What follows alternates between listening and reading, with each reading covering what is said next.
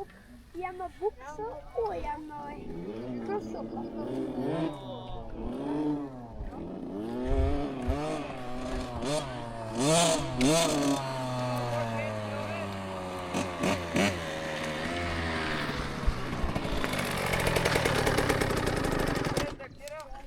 Har du det der oppe? Det? Ja.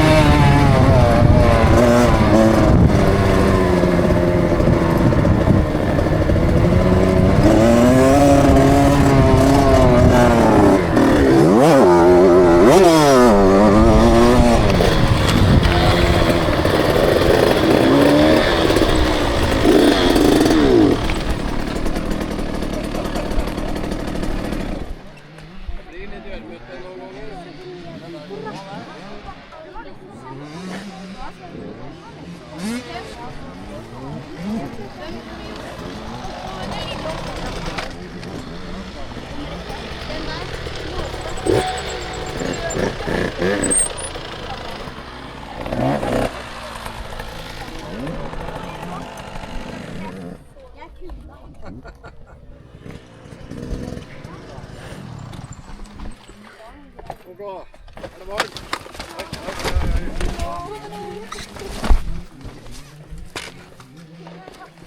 Har det med dominoeffekt? En ikke så forsvinner hele rekka. Gikk det bra?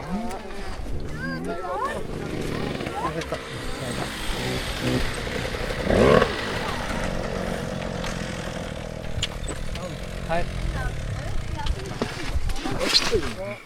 Hopptrening.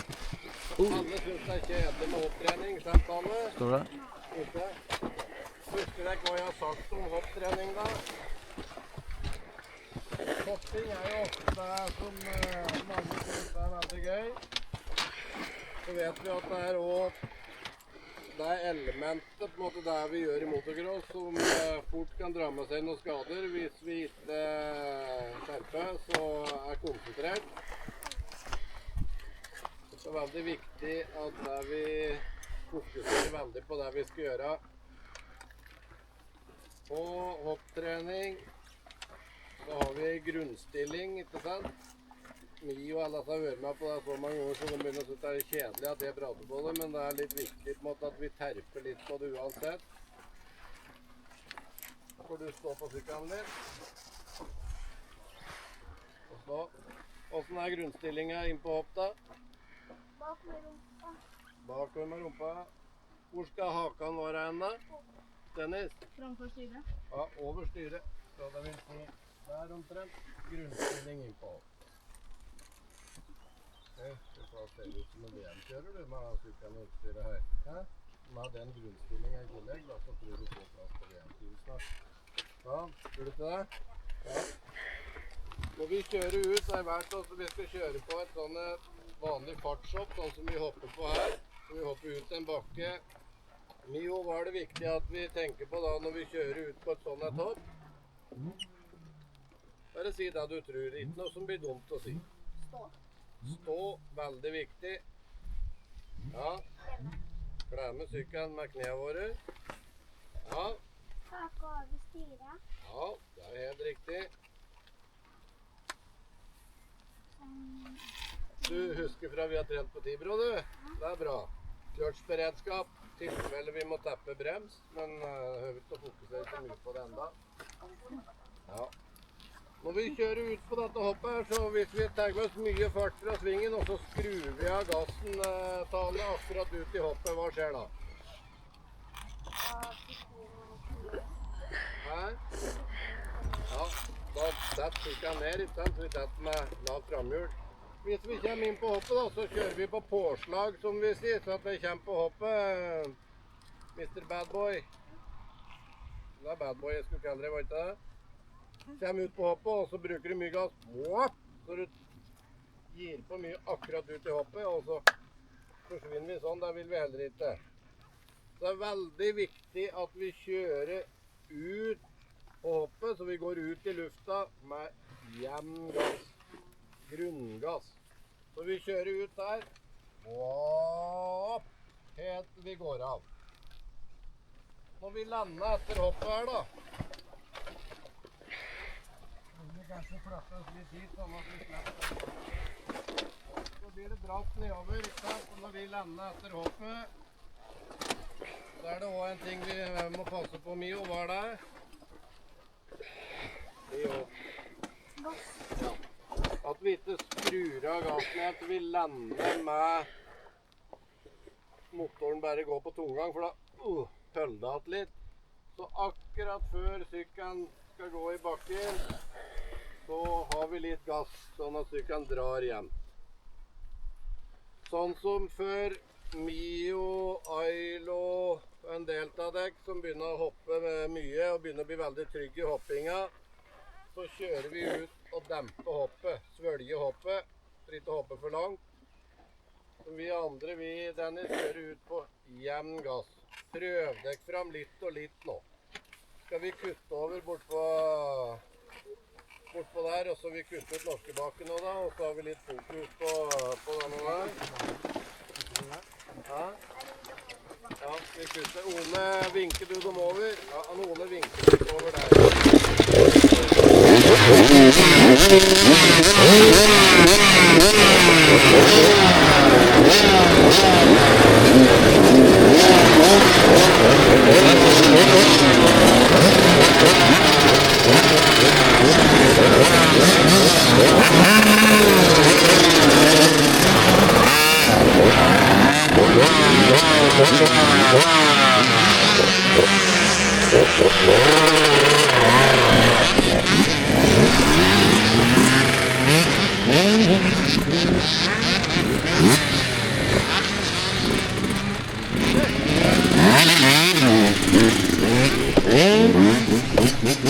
Vil du ikke starte? Skal jeg prøve?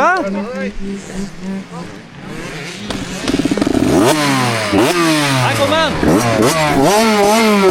Ikke langt frempå! Sånn ja! Og så stå når du begynner å kjøre.